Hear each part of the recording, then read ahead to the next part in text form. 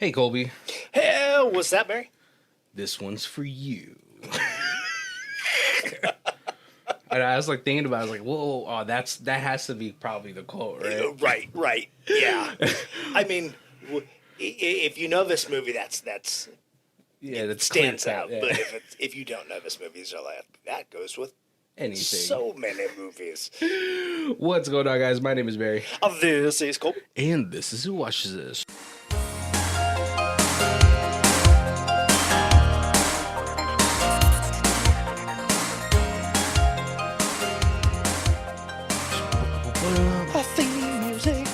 What's going on, guys? Welcome to the second week of VR month. We are VR. I have. Sorry, it hits my head every time I hear that. With the VR Trooper song? Yep. That wasn't a part of Sentai, right? That was like a different thing. I think so. Yeah, because I remember hearing about like Power Rangers, how the one that started in America was like their 20th season or something like that. Oh, you're right. Something crazy like that. So it was a bunch. Yeah, it's kind of cool though. Now that I think about it, it's like, oh, that's pretty creative. And then of course, America stealing all the efforts. But it's an interesting, instead of just us dubbing over it, we refilmed the the out of costume parts, and then just that's such a totally stole the. It's such a great way for just to repurpose. Right. Oh, all the expensive parts that in your show, we're just gonna go ahead and just steal those from you.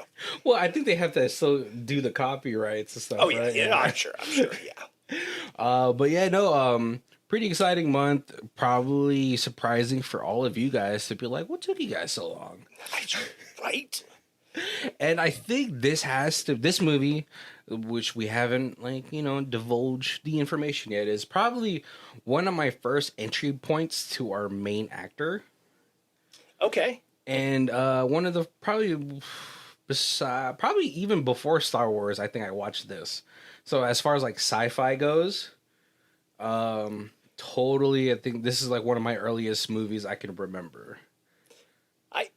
Okay. As far, because it was like this came out in '95, right? And I think I was like 8. No, I was like 7 or 8 when this movie came. I forget that there's an age gap, like that much of an age gap with us. Like a decade. That's not. It's just it's peanuts at this point. Right. Yep. But yeah, no, and then like I always got confused by the ending of this movie as I watched it. First of all, I probably should have been watching this as a kid. Yeah, there's some innuendos. Yeah, but as violent as this movie is, it isn't super violent. It's violent in the acts, but like everything else that you see, it isn't. It's not as violent. You know what I mean? Right, and it's an interesting violent. I always think of it like Samurai Jack was overly violent, but he was always fighting like robots. Yeah, and so he could like brutally kill a robot and have its oil splash all over the place. Yeah, and it was like, it's a robot. We didn't really kill anything. Yeah, it's kind of oil. Thing. Like, yeah. So it gave the impression of super violence, but it wasn't really. Yeah, I mean, like, the antagonist does end up murdering a lot of people, but it's also just like it's just not as violent as it probably would be today. Oh right. Right. Oh yeah. No. Today it would have to be like over the top.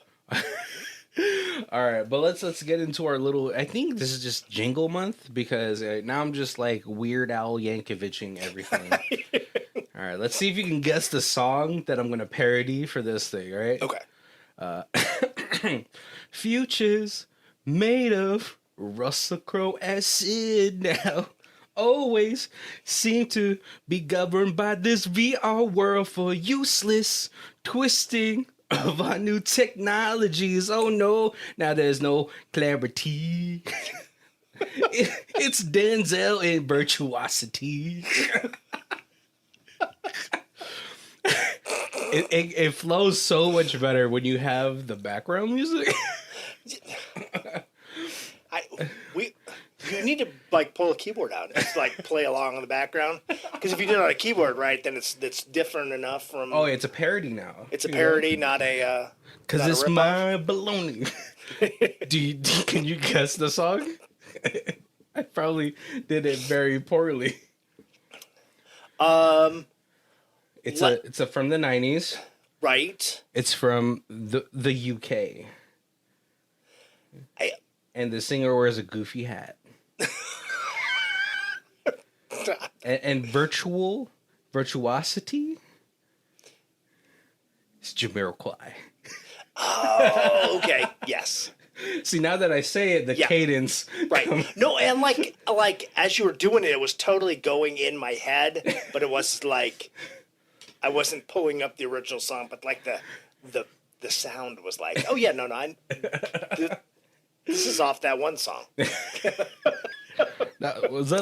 feel like that was like his big hit in the 90s, right? Yeah. Were you a Jamiroquai fan? I was familiar.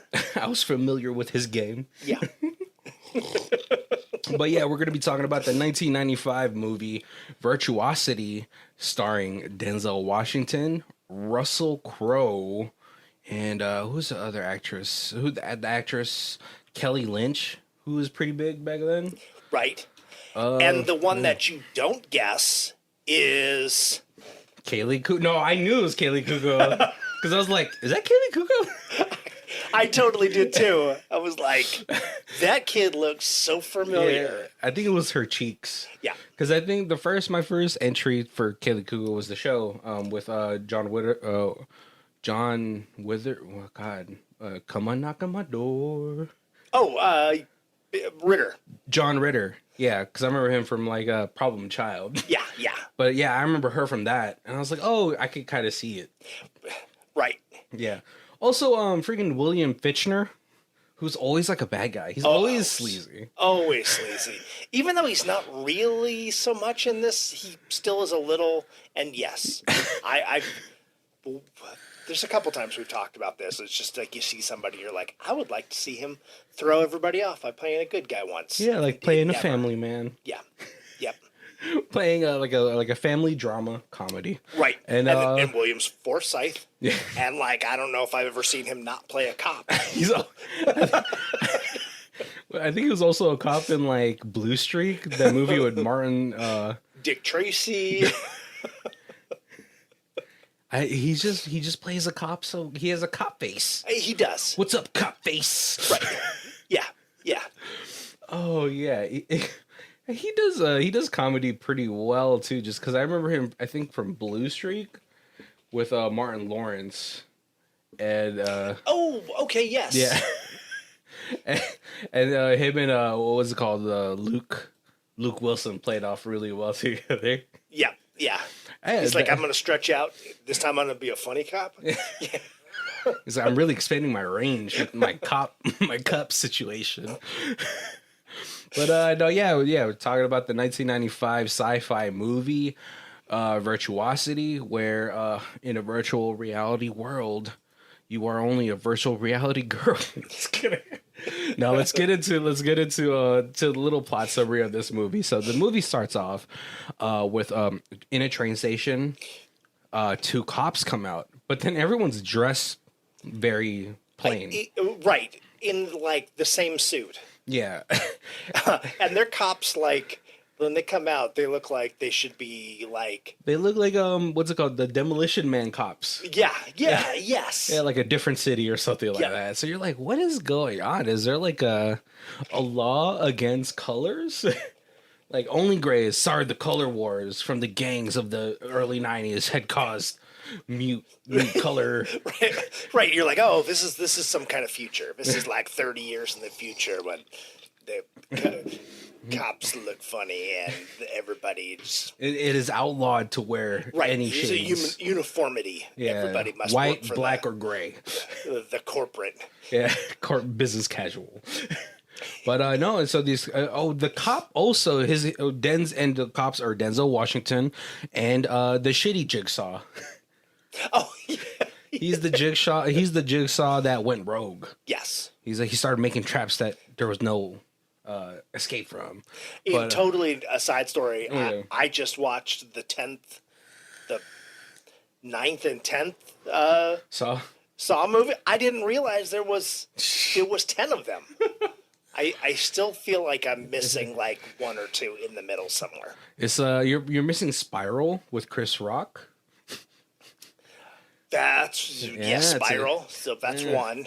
I think that's it. I think it just goes like 1 through 10, maybe 3D. But I think Saw like 3D. there must be like 6 or 7 or something that I just missed. Are you just gonna have a Saw-a-thon? I might have to. because I was looking and I was like, when was I looking for this? I was looking for something, and I was like, "There's 10 Saw movies," and I was like, "I think I've seen like 6 of them," and then I went through and like some of them looked familiar, but I think you're right, Spiral. I didn't realize that was A Saw movie. Until I saw the list, but Yeah. that's one of them. But no, Sorry, it's, sorry for the little side story. I know. No, Saw is our like Jason goes to hell situation. Yeah. I believe Jason has like what 14, 15 movies. Yeah. But no, it looks like they're searching for somebody, and so they're looking, they go into like some sushi shop. Yep. And and this is sort of like, I think like before they go into the sushi shop, you feel like something's off because everyone's dressed so uniformly. Right, I was like, "There's no way it's just like some sort of utilitarian whatever society." Right, yeah. Because when they get into the sushi place, the wait or the host is like, "Oh, irashimasen," irashimasen, like repeatedly. So you're like, okay, is it like a robot or something? And as they go in there, Jigsaw is asking Denzel like, "How do we know it's him?" He's like, "He has eyes. He has my eyes." A killer's eyes. No, he didn't say that. But you feel like maybe it's like something like that. It's like a Demolition Man situation, right? Yeah. And then all of a sudden, you start to see the people in the restaurant eating, but then the food is just like disappearing into pixels. Yep. And like reforming on the plates, yeah. So you're like, oh, okay, so they're in VR, right? But then you see Russell Crowe, right behind, like you see a silhouette with like two geishas next to him, and then he's actually eating the food, right? Ish. It's like, yeah. It's like going into his mouth, right? And the Denzel sees it. He's like, "That's him," and he just starts blasting. Right. Just start shooting right away. Disregard for any virtual life. And you're still like, oh, in the future, cops they can just shoot. Oh yeah, no questions asked. Right. Yeah. It is a T1 situation. But no, so Denzel and Jigsaw, they split up looking for Russell Crowe. Right. And so he's looking, and he thinks he sees him behind another like parchment like divider. Right. Oh yeah, because everything's like you could see through the Japanese style, was a thin the rice paper walls or whatever it is. Yeah, which always made me think. I was like, man, back in the day when like, your parents were just doing it, you could just definitely. The worst part is you see the silhouette too, so you could see it going in your mom.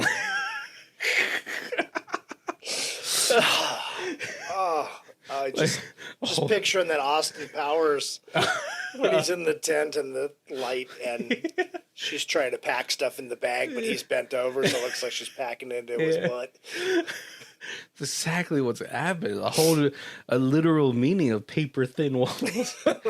But no, all of a sudden Denzel feels a little Denzel tingle, and he looks behind him, and it's Russell Crowe holding up the sushi chef. Yep. And Denzel's like, whatever, pop. Right, yeah. Starts popping the sushi chef, which turns out to be his partner. Yeah. And then and then him and Russell Crowe have a tussle. But like, man, what's it called? Denzel gets shot. Yep. And he feels it. Yes. He really feel like, and then we finally get a cut out, or not, like we pan out from the digital world into the real world, and they're like in these really cool little VR. I know, that's like awesome. Harnesses. Yep. but then like the computers are like blaring up, blam, blam, blam, blam. Right. And it's like what their neuro activity. Right. Yeah, because it's one of those it's the Neo effect. You know, you get shot in the VR world and you feel it in the real world, and so. Yeah, and so they have to dash him out, but Jigsaw is like brain dead. Yeah. Feels like he's brain dead, and Denzel, gotta say the shaggy look on him looks really cool. Like, you know, with the dread, like the twists and like the beard, I was like, he kind of looks badass. Like, kind of reminded me of like it makes him look tougher. yeah, and like it's a what's it called? Yeah, he's like Scar. He's pretty built in this, Right. But then like no, what's it called? What was it? William Forsh, the captain, is like, what the hell was that? You just like shoot in an open restaurant? He's like, it's not real, bro. Right. Yeah. But then like the scientists in the back, they're like, oh my god, the pain limiters were set off. Like, who could have done that? Right. Yeah. And then they kind of realize, well, the main programmer. Yeah, programmer.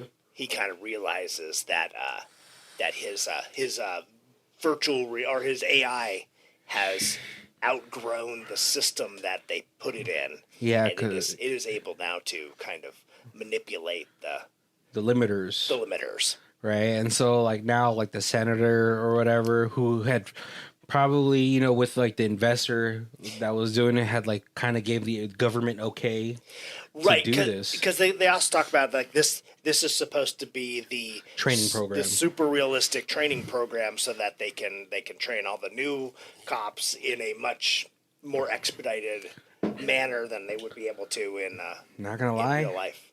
Kind of cool. Right. You know, I wouldn't want to be like a cop because, you know, every time I watch like a cop drama, it's just like, okay, so I just have to sleep with my gun at some point, you know? Like the higher in the chain of cop ladder I go, right, the more guns I have to have around the house. Yeah. Like my favorite, probably like one of my favorite procedurals is Bones with David Boreanaz, and then well, he was like what, like ex like Ranger, yeah, or something like that, and like he was getting set up and he just had guns all over that. right. Bones is upset. She's like, why is there guns all over the house? But no, I would definitely like, it's so cool because it's like right now, VR wise, we're just getting started.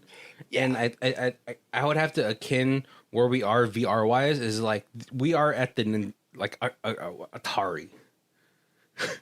Okay, yeah. Because it's still super early, you know. Right. Have you dabbled in VR stuff? Uh-huh. And it's like, oh, it's kind of cool, but then like you also dabbled in VR stuff back in the 90s when they used to have it at the malls. Right. And it's like, okay, well, back in the 90s it was all pixel, like boxy stuff. It's better now. Right. But I feel like we should be so much farther along. Like, where's my Neuralink? I'm afraid of that too, because then, you know, hackers and stuff. Yeah, it's coming. It's coming. But no. So like the senator's like, no, I think we're just gonna have to. This is too dangerous. You know, like your AI first of all has gotten too dangerous. You have to shut that shit down.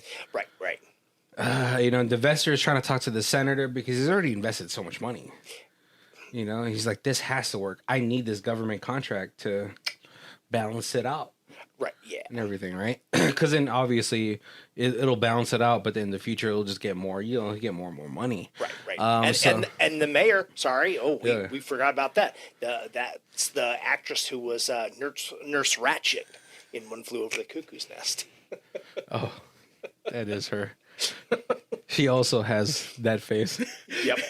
But no, yeah, and so like, what's it called? Denzel has to go back to the prison. You know, because now they're terminating the project. Right. And you don't really know why. You kind of get this like this. He used to be a cop and now he's in prison.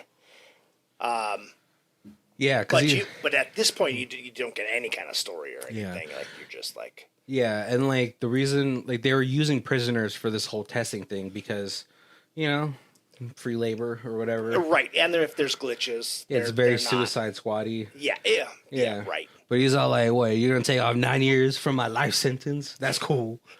Whatever." Yeah. That doesn't help me for another 72 years. Oh, all right. I just be like, you know what? Just leave me in my box. But no. But like when he gets back to the prison, you find out he has one metallic arm. Yeah, Really cool. I think iRobot stole that from Virtuosity. I gotta say, because also in iRobot he was also fighting an AI. Right. That is true. But now Denzel has lost privileges to like his like maybe his wing. Like maybe it's like the wing where they put like ex-cops or something like that and pedophiles or something. Now he gets to go to Gen Pop. Right. Yes. Right? And everybody's like the guard's like, "Good luck, cop." I was like, "Bro, you're a cop too, right? Or like you're something." But it's interesting because he goes in and then it's all of a sudden it is like white power, Yeah, they put him in the white section. Yeah, and you would feel like, I don't know, just that was the one weird thing. It's like it seems like so obvious. Oh, you put a cop in there, it's going to be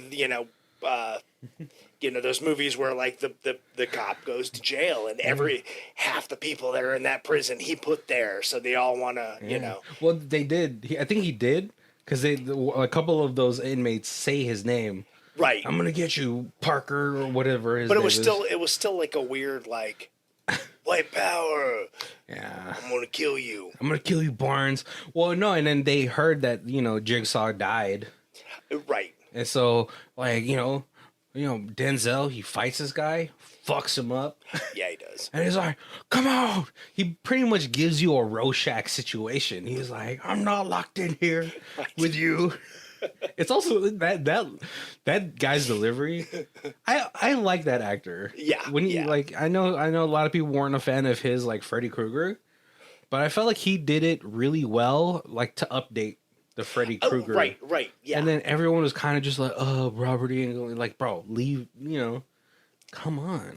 Yeah. Because it was much more menacing, his Freddy Krueger, but it had a hint.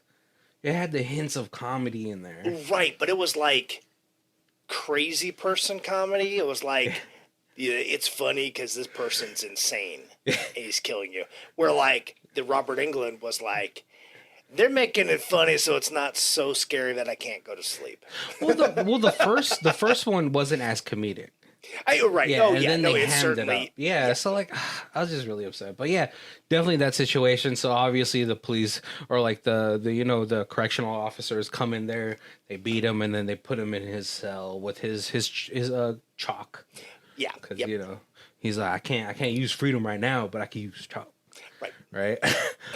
We go back to the VR center, and one of the other was a personnel is like looking at the VR. He slotted in one of the VR personalities is Sheila. It's this very sexy blonde lady from the 90s, very sexy blonde. Yep. Yeah. Her underwear is very sexy 90s. It's very 90s. Yes. Yeah. I liked it though. Retro. The super high hips. Yeah. Super high hips. Now, if they just show me a little puff of where her her pubes. I was like, yes, 90s. That is definitely what the other guy was thinking. But I know this other guy is just like kind of drooling. He's like, and like Sheila is like putting it on. She's like, "Come on, Oliver, come in here, and then come in me." Right. Yeah. Yeah, but then the main programmer, he's like, "Oh yeah, you like that? That's my creation." I was like, "Don't say that," because I don't want to go into it and then like think about you. Right. And he's like, I see that. Sorry. No, go ahead. Again, quick side. That is, we have made porn too accessible on the internet. Because if it wasn't that easy, the porn industry definitely would have pushed that VR to the next level. I mean, that was right. Wasn't that like what they originally said? Was they were like when like things were going from DVD to the next step, and then there was like Blu-ray, and there was HD. Yeah, and everybody was like, HD is better. Yeah. But the porn industry was like, we're just using Blu-ray. Yeah, same with Betamax. And everybody was like, okay, well, Blu-ray's the way we're going then. Same with Betamax and VHS. Yeah. You know, come on. Well, now could you even do that now? Because there's so much independent, like, adult entertainment now. Right, that's what I'm saying. It's like now it's so accessible that you don't have to. It's like OnlyFans girls. I need you guys to push VR development. Yes. Think about the money that you guys could. But no, and then so the program is like, hey, I heard you got some nanotech, you know, that you can put like a program in. Yeah. What's that about? He's like, oh, yeah, you know, we could put Sheila, you know, do Sheila for you and be really cool. And he's like, you could put Sheila? We could put Sheila in the movie? Yeah, maybe you could just follow me then. Yeah. And so when he does that, Sid comes out of nowhere and he's like, oh, come on, daddy. Yep.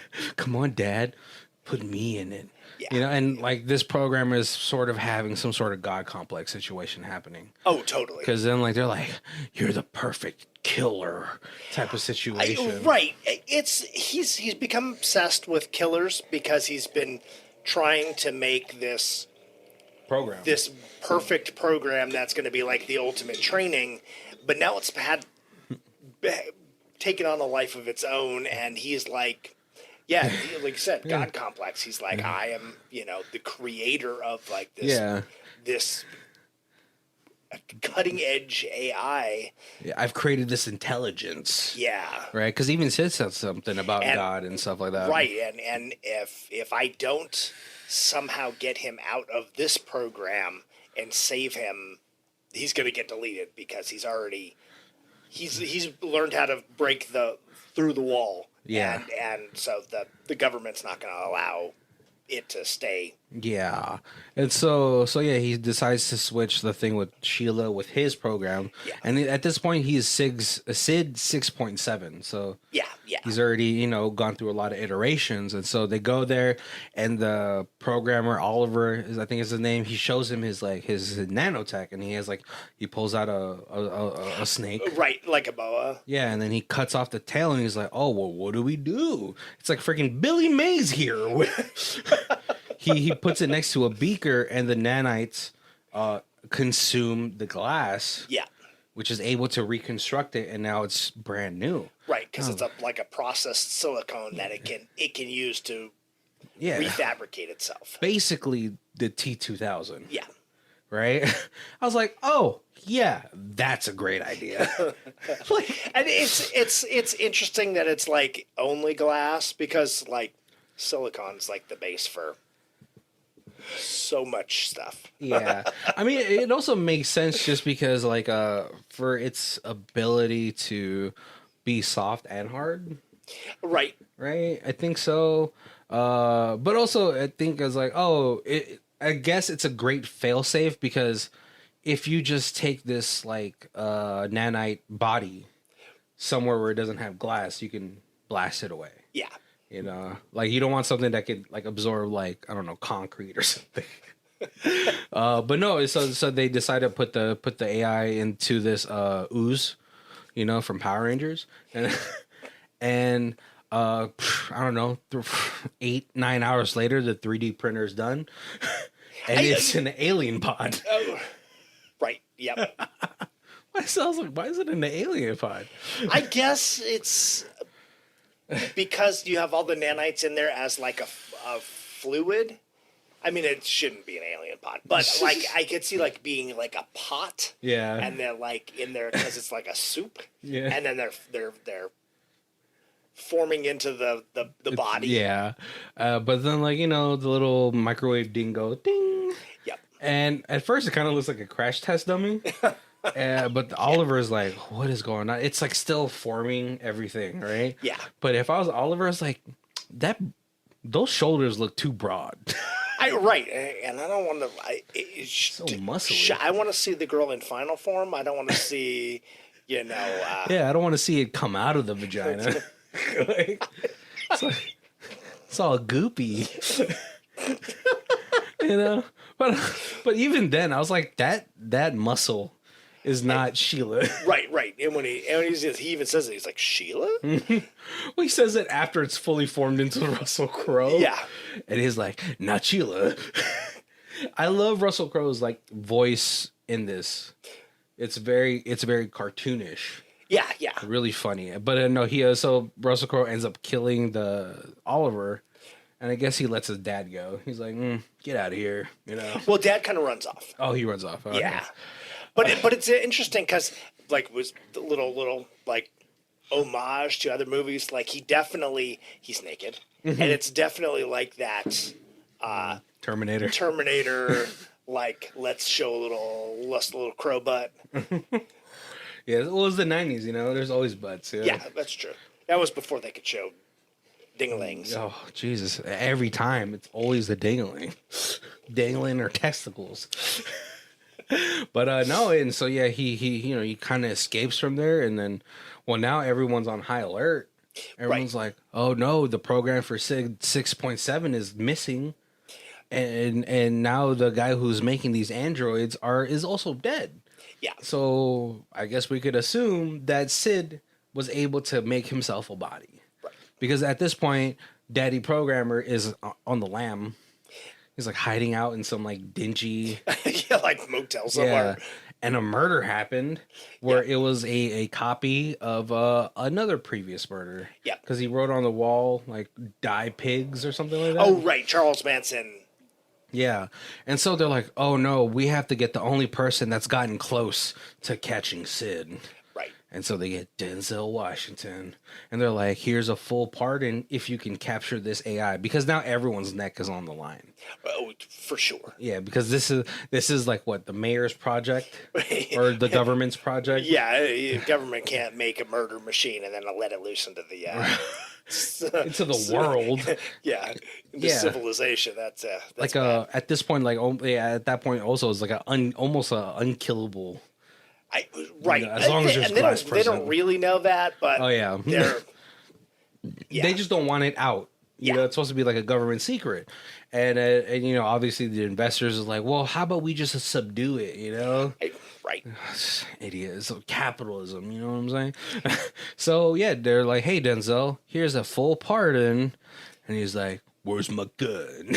They clean Denzel up. Look, Denzel looking debonair. Right. And then the like, I don't know, county psychiatrist. Oh, yeah. Or the government psychiatrist. Yeah. He's like, I'm going to be your partner. And he's like, I don't, what if you get hit by a car?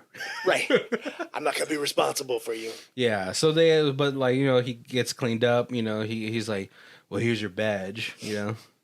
I don't think he's supposed to have that yet, but you know, here you go. Like, just in case you need to get into places. Right, yeah. And so they go to the first We unwrapped this from the mothballs. So like they go to the first murder with like little Manson-y murder type of things, and they're like, nah, this is like another murderer. Like, what's going on? He's like, he's copying people. Yep. You know, and so like they decide to go to the programmer's house. Right, because they're like, hey, if he's worked on this enough, he's got to have some kind of records or something. Since none of them were at work, maybe he has them at home. Maybe he Donald Trumped them into Mar-a-Lago. Well, I mean, like, I guess like if he's programming everywhere, right? Yeah. But no, and so like they end up going to his house, and then she's doing this computer voice activated, which I was like, oh, that we're barely getting to that too. Right. But it's like a lexicon or some sort. Not a lexicon. That's like words. It's some sort of puzzle. Yeah. It's like one of those Egyptian puzzles. And he's like, what the hell are you doing? And he's like, oh, it's a something con, you know? Right. Yep. But then they finally crack it, and then they see like the progression of Sid. So at first, like, was it Sid 3.2? It had like William H. Gacy, the clown killer guy. Right. Had Hitler, and it was like, and then you can see like the profiling the profiles of these famous killers and thieves and criminals. Yeah, and they're using them basically to program Sid.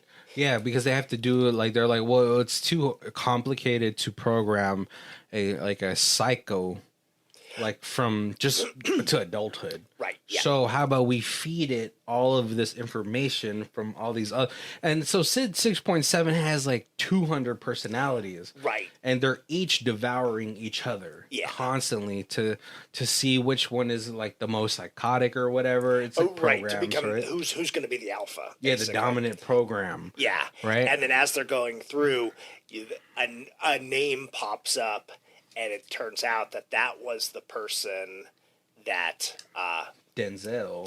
that was the reason Denzel's family got killed, and Denzel was then on this like manhunt beyond the law to stop. Yeah, I mean, hey, you know, Man on Fire. Yep. What? Another Denzel reference. Denzel had some cues, some John cues.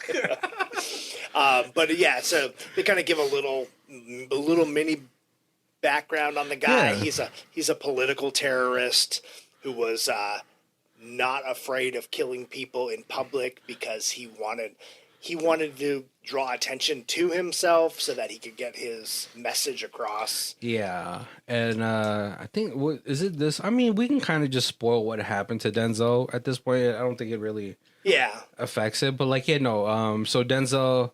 He does end up, you know, he finds his like kids and all that stuff, but then the main killer or the killer that he's going after is like having like a television interview. Right. And so Denzel finds his wife and his kids and he opens the door and it explodes. Yeah. And this is where we learn that Denzel loses his arm. Right. And his mind, basically. Yeah. I mean, you know, and so he goes in, he like murders everybody, but he tells like the TV people to stay down. Yeah. So he still has a bit of like, you know, sense. Right. He's still got that political or the police justice part of him, but it's this is Punisher rage of you've killed my family, I will kill you. Exactly. But then unfortunately, TV people are gonna TV people. Yep. And they like, first of all, I was like, that's so dumb. If I was the camera, I'm like, I'm not getting up. This guy is on like high alert mode, and if we pop up from behind him, he's gonna shoot. Yep. And that's exactly what happens. And I mean, that's what we do learn, that's how he ends up in prison, because he ends up killing like some innocent people. But no, and so what's it called? Russel Crowe, he goes to like a nightclub. Yeah. And absolutely terrorizes this nightclub. He makes a symphony of screams. Right. He is very fascinated by the nightclub because the nightclub is very interactive, where they have a lot of cameras, and then like as you walk by the cameras, it's like projecting your picture in like a big screen, like a projector. But it's kind of like a psychedelic. Yeah, like very like waves. Oh, right. It looks a little like Predator vision. Yeah. Yeah, he is enamored with himself. Oh yeah. Which, like, you know, a lot of serial killers are, especially the ones with the grandiose dreams. Yep. And so yeah, like he like absolutely terrorizes these people. He's like shooting people left and right, and he's like, "All right, we're gonna make a song, guys. All right, now scream." But what's it called? Denzel and his partner are back at her house. Right. She's trying to, you know, drop off some things, pick up some things. Denzel gets to talk to his daughter, who's played by Kaylee Kuko. Right. And she's like, "Do you think girls can play baseball?" Or something like that. It was like, "Do you think a girl could be a first baseman or something?" Yeah, something. And you know, it's a little bit of normalcy for him. And so, like, you know, he enjoys talking to his daughter, but then the daughter's like, "Why did you go in there?" I was like, oh, I guess you're not a good person. I guess you are prejudiced. But no, and so they hurry to this nightclub, and Denzel almost gets close to him. He caps him from behind. Right. But Russel Crowe's like, "Ooh, out of here." He's able to escape his grasps. Right. In very, very fancy fashion. He he does like a freaking nosedive off of the bridge. But it's interesting because it's as now that he's seeing that it's Denzel, that's the one who's chasing him. It's making that particular serial killer. serial killer like the dominant. Yeah. Because it's like, oh, I remember when you used to chase me and you were the one person who kind of Joker Batman, like I'm crazy Ooh, it's and fun. Batman's the one who can actually stop me. So Exactly. it definitely was getting a little Batman Joker vibes off of that. Yeah, it's fun, like to these psychos, like, ooh, you keep getting so close. Ooh. Right. Yep. Oh man. And so so what's it called? The next day they're kind of reconvening. Obviously, like Denzel's kind of getting in trouble. He's like, you shot in a club filled with people. Right. And they're totally like that. Hey, last time you did that, you went to prison because you started shooting innocent people. Yeah, I'm like, come on, that's not fair. Like, they kind of like snuck up behind him. Right. Yep. But no, and so like, and meanwhile, Russell Crowe is doing his little Bee Gees walk through this swamp meet or something like that, bizarre, and all of a sudden he sees himself on the news on his terrorism. Yep. Yes. And he's very excited to watch. Like a child. Yeah. It's like a child watching himself on TV, like watching people talk about him. So he starts to turn all the TVs into that channel until this one guy who's watching like early Pride or UFC. Oh, right. Yeah. He's like, hey, man, stop, man. I'm trying to watch this. Snaps his neck like Steven Seagal. Wish he could. And another person is like looking at him. He's like filming him, but he kind of just... Then he looks back at the whole UFC thing, and he's like, "Oh, everyone's watching that, right?" And it's saying that it's a live show, and you could still buy some tickets, but this huge audience is watching this. He's like, "I gotta go there." Yeah. Right, and then obviously the police come, and Denzel talks to the guy who was filming him, and he's like, "Wait, go back," and he sees that he was watching UFC, so he's like, "I know where he's going. Right. He's gonna go watch. He's gonna go to UFC," and so.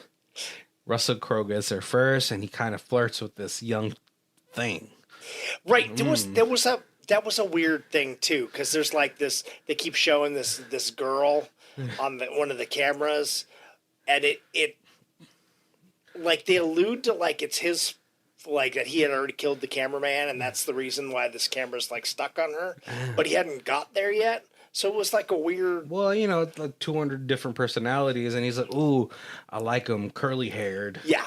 Something, it's one of the personalities' MOs that like kind of took over for a bit. And he flirts with her, and he licks her, and she's like, "Yuck!" Right. At first, she was feeling it, and then like I was like, "Isn't that your boyfriend right next to you? How you feeling it right now?" And he tosses the boyfriend over the stand, over the edge. Yep, because they're up on the higher levels. So that dude's dead, and he still is harassing this one chick until the security comes. He like palms his gun, but his hand gets blown off. Yep. And he was like, "Oh no!" he does a little black backflip from the second floor, but he doesn't land it. But he gets back up. Right. And that kind of like, so it's an interesting, like you can kind of start to see like at the beginning, like Denzel shoots him, and then he gets away, and he like absorbs a little glass. Yeah. Or he eats some glass. But oh yeah, in the police car. Yeah. And then here, like he jumps off, and he basically he lands like a landing that you're not supposed to get up, and then all of a sudden he does, and you're like, oh, okay, because he's got this like nanite body. There's no bones in there to break, so it's hard. It hits, reforms, and gets back up. Yeah, it's like Jello. Yeah.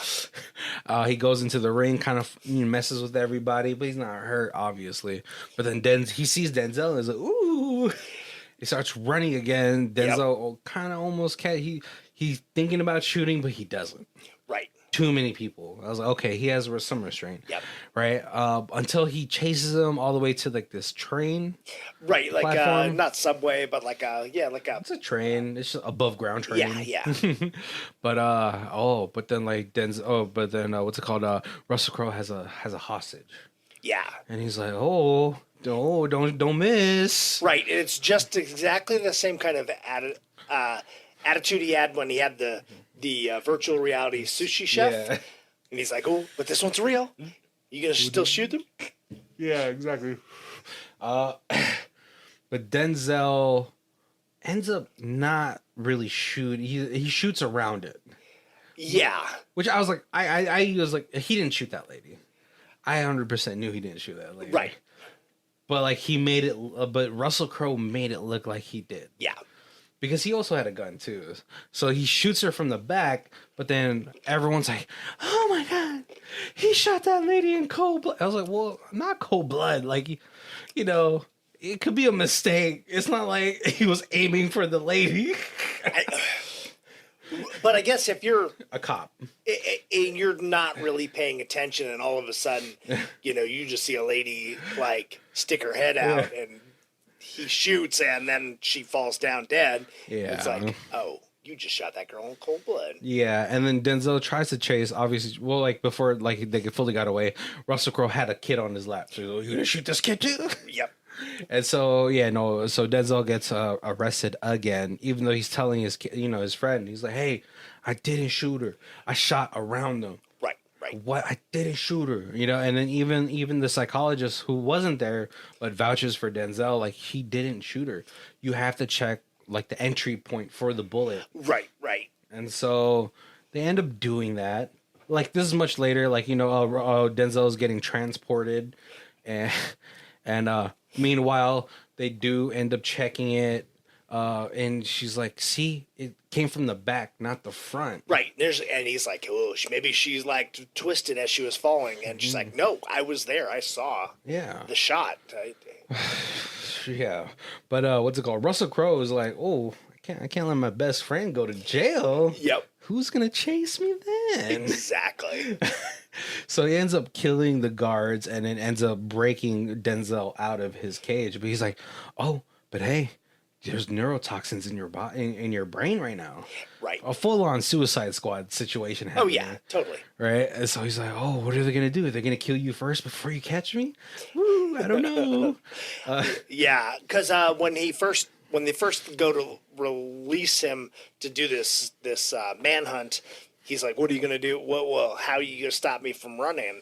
And they're like, well, we're going to put a tracker on you. Yeah. And he's like, oh, okay, fine. But what's it called? Captain doesn't know. Right. Captain doesn't know that there is a poison thing in there. And the psychologist lets her know. And so before they can release the toxins into Denzel's body, he destroys like the panel that's supposed to be able to release the toxins. Yeah. And this is all helmed by the investor. He's like, well, we can't have two killers out there because of us. Right, exactly. One, at least we can kill one of them. Meanwhile, Kaylee Kugel gets abducted by Russell Crowe. I was like, oh, no, not again. But well, because he knows Denzel's got a weak spot for kids, so yeah. So, but what's it called? The psychologist and Denzel meet back up again. But then Russell Crowe takes over this like NPR station, and it's like it's a First Nation panelist with like another like political figure, right? Yep. And I think they're talking about like Native American, political issues or something like that. But Russell Crowe's like, oh, that's boring. And I think he shoots the First Nation panelist. Yep. Oh yeah. And the ratings spike. A little too quick, but yes. Yeah, a little too quick. Because first of all, information isn't as grand as it is now. Like if I saw that, I'd be like, oh my God, Colby, turn to Channel 5. Yep. But no, because like at this point, Denzel is able to kind of build a profile with the psychology. He's like, because this whole time he's like, it's Greaves, it's Matthew Greaves. He's on the forefront of the personalities. He wants me. He needs me. It's very Demolition Man. You know? Oh yeah, yep. Simon Phoenix. I'm the Demolition Man. Before we started this today, I was like, the whole day I was trying to practice my Denzel impersonation. I just can't. I can't. It's so, he has that swagger too, the way that he talks, but it's just like I feel like I probably should. Because it's not going to be great. There's a podcast with the two. What's it called? The guy who played Winston from New Girl. He's like, okay, yeah. Yeah. But he had Jake Johnson who played Nick and Peter B. Parker. Yeah. But he's like, Nick, you can't do. You're always like, Jake, you can't do impressions. What are you talking about? I could do a lot of people. I could do Eddie Murphy. And he's like, ha, ha, ice cream. He's like, what do you do? I gotta show you this. I gotta show it to you after. But no. And so what's it called? Denzel and the psychologist are able to build a profile. They're like, he's gonna want the biggest audience he can get right now. Right. Yep. And then obviously this news station has been taken over. So they head over there. They notice a programmer there. Yeah. But the psychologist say strap. She put the strap on him. Right. And she wouldn't have pulled a gun. I don't think she would have pulled a gun except for that her daughter was. Oh yeah. Because her daughter's in danger. Like they soon learn about it on the TV before they head over there. Yeah. Yeah, because he's like, oh, if you guys have this whatever countdown or whatever in 2 hours, I'm killing this little girl. Yeah.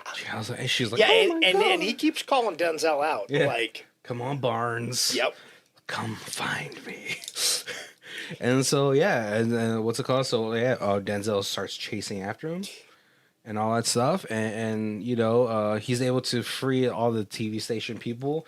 The the 90s, the movies always ended up on the top of a building. Oh right. Yes. So they have this huge fight on top of this building. Yeah. And they're fighting, and this is kind of like is going to be a little more quick portion of this, but Denzel ends up pushing him like through like all this glass. Yeah. Right, and he's like I was like, oh man, that's the worst place you could push him. But then Denzel's able to pull out his little computer program thing out of the body. Right. Before it could heal itself.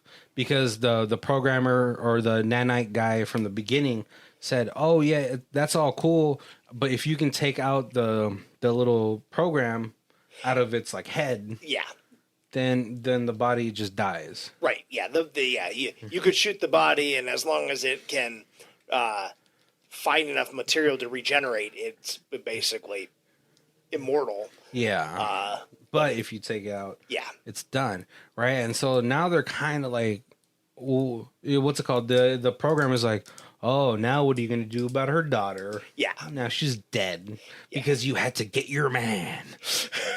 He's the only one who knew where it was. Right. And so all of a sudden, the movie kind of just rewinds back to the portion where like Denzel had to jump off the building onto like this scaffolding. Yeah. Or whatever. And what's it called? And then Russell Crowe at this time, he gives him the whole, this one's for you, Bart. Or no, he's like, no, like this one's for me now. Yep. And this time he throws Denzel off the building. Yeah. The psychologist comes and she's like, where's my daughter?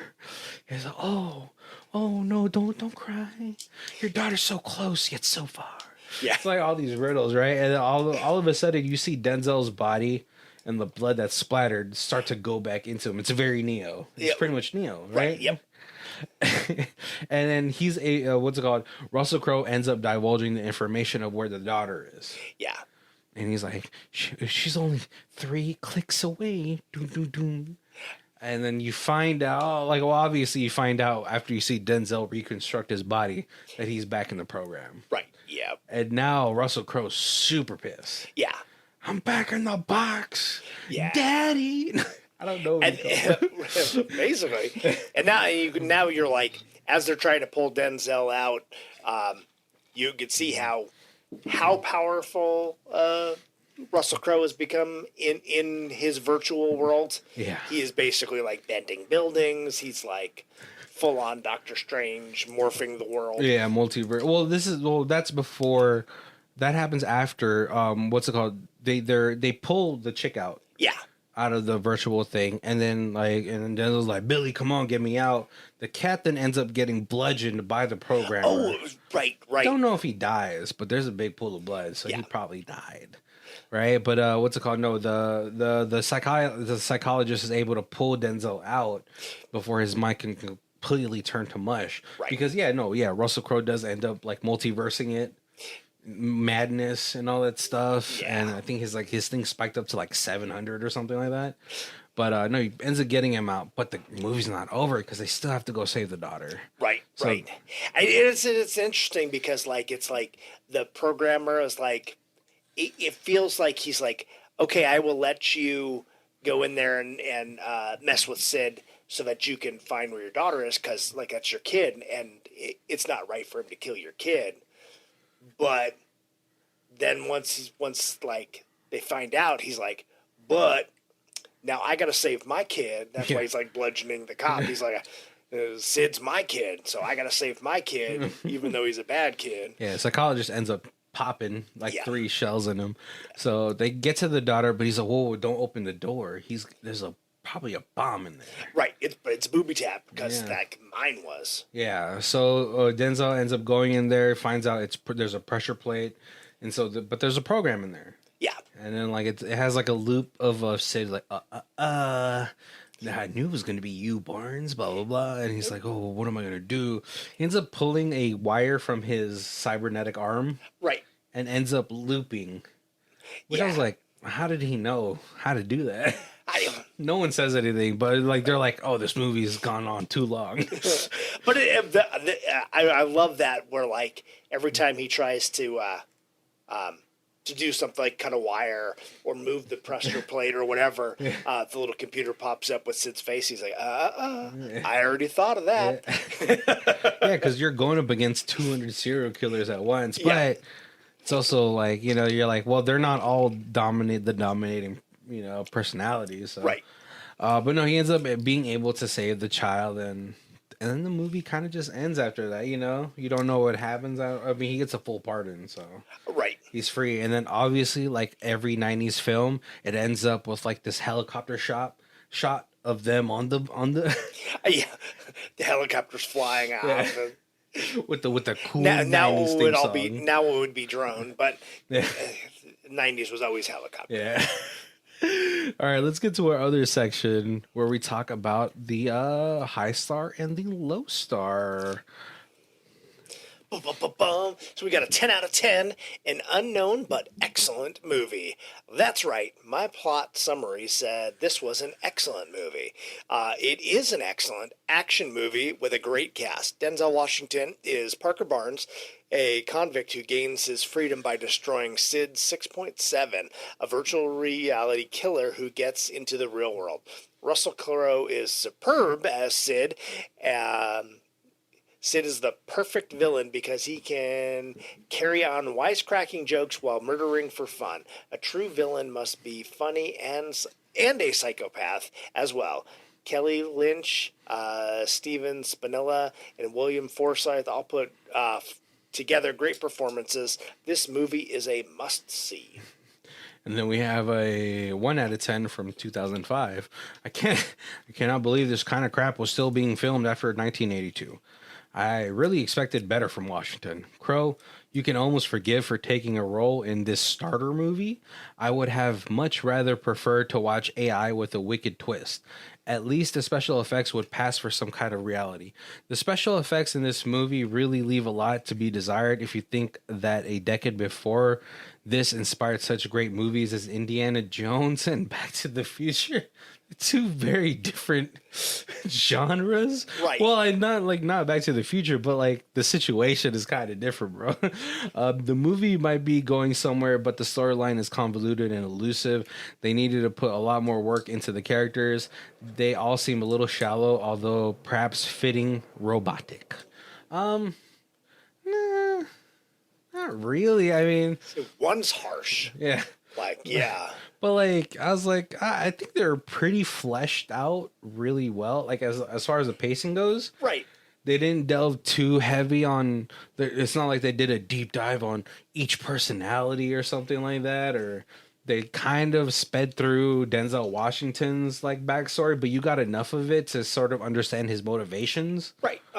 And all that stuff. So I think that 1 out of 10 was pretty harsh, or at least the points that he was making. Also, it's 1995 and CG was just coming out. I honestly thought that the CG for this held up better than a lot of movies that were filmed with that much CG at this time. Yeah, like and it was the CG is all in this virtual reality world where, like we were just talking, like the virtual reality that we have now is not perfect. I'm like, so it's not. I mean, it's more acceptable. Like, Yeah. it didn't make me. It didn't take you out. I saw this in the theater, and I liked it back then.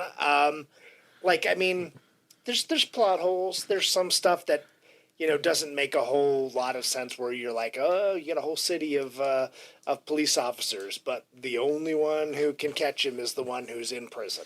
Yeah. Stuff like that. He's the demolition man. Yeah. But yeah, it's just that's the part of the story. That's Yeah. the fun part. Yeah, and I think the CG for like when you're outside of the reality where it's like taking in the glass Yeah. wasn't too bad. I thought that was an interesting idea. I like it. It was pretty minimal as well. Right. Like it wasn't overused. It wasn't like he was doing it all the time. I mean, like the injuries that Russell Crowe's character would sustain was pretty much practical for the most part. Right. Yep. Whether it was like the hand or stuff. Maybe even the end portion where he fell through the glass and he was like stabbed and dismembered. Right. It was still practical. Yeah, they mixed the practical in with the CGI enough to make it really passable. Yeah. So I don't. Yeah, the 1 out of 10 was pretty harsh. Honestly, I can kind of see this being a really great series. Yep. That would be really cool. Just like a tight 12 episode. Right. On Prime or something. Just they could have definitely like made that chase a whole lot longer. Yeah. You could have, yeah. Because then like you could also do like 12 episodes of different personalities and stuff like that. Right. And you know what? Denzel could still do it. Denzel still looks good enough to do it, to do a Virtuosity like series. An older Barnes, a retired cop. Right. He's doing the Equalizer. Yeah. Totally, Can still do the action stuff. Yeah. And it would probably do really well as an upgraded or like an updated property. I could totally see that. Yeah. I mean, I don't think we'll ever be able to see Denzel do a series. God, he's too big, Right. Denzel, He's too famous. He's too famous to do. He's like, you want me to do 12 episodes? That's like 4 movies. Yeah, that budget would be insanely expensive. He's that's like $4 million an episode or something just for Denzel. Right. Yeah. You can get Russell Crowe back in. I mean, he's kind of heavier now, but no, I think it'd be so interesting to see this as a series, though. Just get like another actor and do it. I think that'd be really cool to see. What were some of your favorite parts of this? Russell Crowe's like whole thing, like his over the top, like just this mix of crazy people. I thought he did a fantastic job. Like, and it just. Like you said, like it was kind of like it morphed from personality to personality. Not like if we had a series, you could see him flush those personalities out a little bit more. But it was I thought it was like his part was the best because it was like I hate to go back to like Batman Joker, but that's why Joker's like everybody's favorite. Villain, because you don't know what he's gonna do. He's like the true psychopath. And here, if you've got a bunch of psychopaths mashed into your brain, and like there's even less pattern to like his crime because there's like you don't know who he's gonna kill next or what he's gonna do. Because like that always like makes a great hero. There's like all the adversities that you're getting put in front of you, to overcome them. I mean, I think that's why that's where it differs like with the Dark Knight and the Dark Knight Rises. Yeah. Like Bane was, Tom Hardy was great as Bane, but it's hard to follow up the performance from Joker and all that stuff. And like, Michael Caine's Alfred said, like, anarchy, some people don't, there's no reason. There's Yeah. no rhyme or reason. They Yeah. just want to cause pain. Yeah. And it doesn't matter to who. And that's definitely, yeah, they probably, I mean, they had to have taken some beats from the Batman Joker thing. Yeah, I'm sure. Because I know there's like what, like 4 or 5 different iterations of the Joker at this point. Like before it was like, you know, goofy clown prince. Right. You know, Yep. then you have was it Caesar Ramirez? Yeah. His whole thing, which was like a mix of like the goofiness and like the more sadistic, as sadistic as you can get in an Adam West Batman show, you know.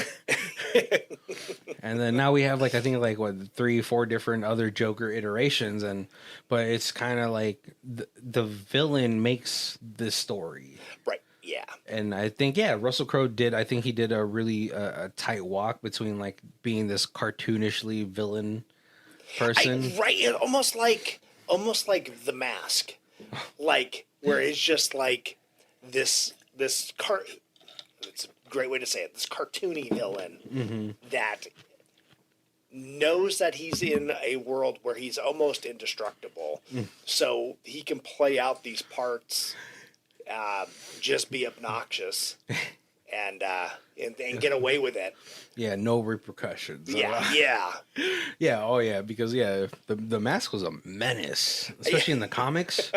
Yeah. He was pretty sadistic in the comics. It was like, how am I supposed to cheer for this guy? And that's what. And then I think Denzel. I don't think I've ever seen Denzel flop in anything. Right. You know, but he kind of like, you know, he took you through this story of like being this war-torn cop, you know, battling all of like his inner demons and all this stuff, but still trying to be a good cop. Right. Yeah. You know, and yeah, I would say like, you know, he probably got outshined by Russell Crowe, but you know, there's just more dynamics to that character. Right. And I thought Denzel did a great job, and like I'm not sure who would have done a better job. But you're kind of like, just like you said, if we did a series and you did a whole episode on him and his background and, you know, his family, you would get a little bit more of his mental state, and then and you would be able to flesh out that character, get the dramatic beats out. Right. And this one, it was kind of hard for him to sort of tap into that, because usually I'm waiting for like the Denzel speech, you know. One of my favorite ones is from John Q, where he's like, I'm not gonna bury my son. My son's gonna bury me. And I was like, that's so true. I love that movie. If you watch that movie, right? Yep. That's such a good movie. It's like, oh, it makes me want to be a good dad. Right. I was also like kind of mad at his wife though, because he was like, you do something, I save a baby. So that's unfair. Like, you know what I'm saying? Like, you guys tried to do everything legally, and then like you're making John Q feel like he's not doing enough, that he has to hold up this hospital. Yeah, that makes sense. Like, because you got like on this, you're waiting, like you said, you're waiting for Denzel to do his speech, because he does emotion so good, so well. Like, he really makes you feel it, and he didn't get that time to really show how he felt about his family, and like you kind of just get it from the background, from the backstory. Yeah, I felt like if they just gave Denzel a moment to sort of do the emotional bits, right, it would be like, oh, okay, there it is. There's like the But you know, at this point, Denzel kind of didn't really need to. You know, he's already a big star. Well, he was coming off Glory, I think, from like '94 or '93 with Matthew Broderick and Morgan Freeman. Yeah. Morgan. But no, we're coming up to our hour. Or we're coming up to our closing. So I want to first of all thank you guys for joining us. Make sure to check out all of our months down below. We have a bunch of actor months like Robert Pattinson, Nick Cage, Danny Trejo. We do some goofy stuff, like we've done musical months. We did there's like the the writer of John Dies at the End from that movie. He does a TikTok and he's recommended a few movies, and so we did a whole month on like his movie recommendations, and that's interesting. He recommends stuff much different than we usually watch. Yeah, we also have Lady Fight Club month, which is like funny to me that there's a whole genre of just lady fight clubs. It's my favorite live action anime. Yeah. Exactly. Terror from Mars. But if this is the first time you're joining us, we do our reviews in 4 different sections. We have Stream It, DVD, and Blu-ray It, and the Ultimate Box Collection. Kobe, where are you at for this one? Definitely at least DVD. I don't know. I feel like you probably would get some decent extras on a Blu-ray. I didn't look into it. I didn't think to look into it this month and see if there's anything. But yeah, at least DVD, right? At least DVD. Man. Yeah, I think because and it's definitely got rewatchability. It's got that like I always say, the shareability. Like it's definitely something like you throw on when you got friends over if you're doing like poker night or something. Yeah, like yeah. Yeah, you just throw on some movies. Yeah, definitely for me too. As far as it goes, DVDs is pretty fine. I think it's fun. Denzel. It's like a little sci-fi action flick that Denzel doesn't really do. Right. Yep. He always does like all this serious stuff, and obviously the Equalizer, I feel like his longest running action series. Because he doesn't do a lot of sequels either, and yeah, he's down to 3 or 4 at least. Yeah, I mean, because Denzel's like close to like 60, 65 or something like that. Yeah, he's getting up there, but that one's probably the easiest on him. Oh, he's done like Man on Fire and An American Gangster and stuff like that. Right, but yeah, sci-fi. I think this is probably one of the only sci-fi movies he has under his belt. So I think it's definitely worth it to add to your collection if you're especially a huge Denzel fan. Oh yeah. If you're Denzel, then you're getting the box set. You're getting this is the freebie that comes in when you pick up. The Equalizer trilogy, the Equalizer series. But no, thank you guys for joining us. Make sure to check out our links down below. And of course, we got all our social medias: our Facebook, Instagram, Twitter, Threads, TikTok. Just follow us on all of them. All right, guys. Well, thank you guys for joining us. My name is Barry. This is Colby. And this is Who Watches This. If you guys want to check it out as a theme music, it is Lee Rosevere. It's called Arcade Montage. It's on our album Music Podcast 3, and her Bandcamp is down below. Thank you.